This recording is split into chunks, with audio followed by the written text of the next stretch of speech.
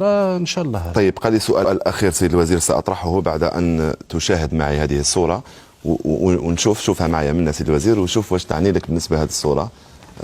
هذه تاع الصحراء، هذه تاع الصحراء برك. هذه بكري كي كنت انا شخصيا في التمراس. ايه شحال عندها هذا؟ هذه عطيته الزوجه تاعي بظهرها هنا. هذه الزوجه تاعك بظهرها هنا. ايه. شحال عندها التصويره هذه؟ هذه تقريبا في 79 او 80. واش تمثل بالنسبه لك هذه الصوره؟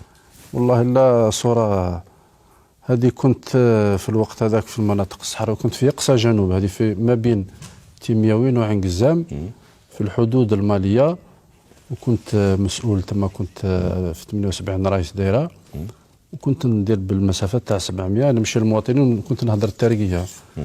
تعرف الترقيه شويه ندوكال.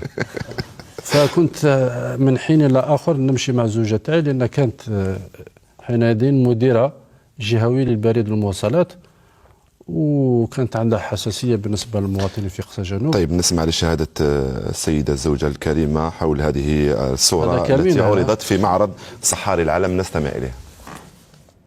Vous voyez, ce travail il commence par les étincelles, par une naissance.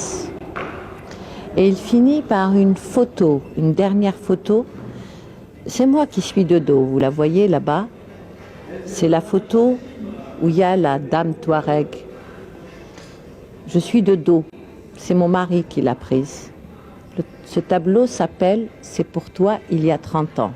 Pour moi, c'est la plus belle de mes photos, c'est celle de mon mari. Et c'est la seule qui ne m'appartient pas dans cette exposition, puisque c'est à lui. Et je dis que, bon, je le remercie. Et c'est grâce à lui aussi que j'ai connu, que j'ai été à la rencontre du désert. C'est en me mariant, il y a une 30aine d'années, que j'ai connu le désert.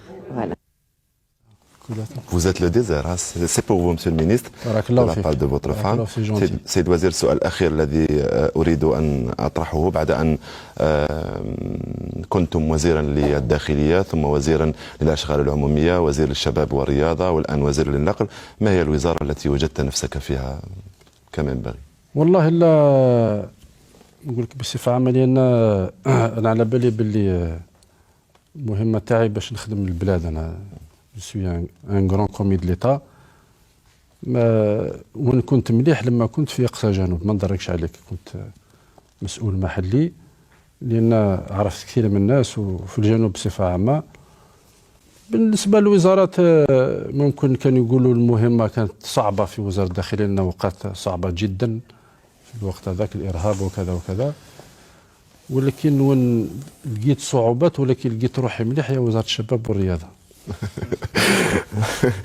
شكرا جزيلا سيد الوزير، نرجو أن لا نكون قد أحرجناك بهذه الصورة التي لها قيمة كبيرة جدا بالنسبة إليكم. شكرا جزيلا لكم ولكل الإطارات الذين رافقونا في هذه الأمسية وفي العدد الأخير من برنامج حوار مع المجتمع.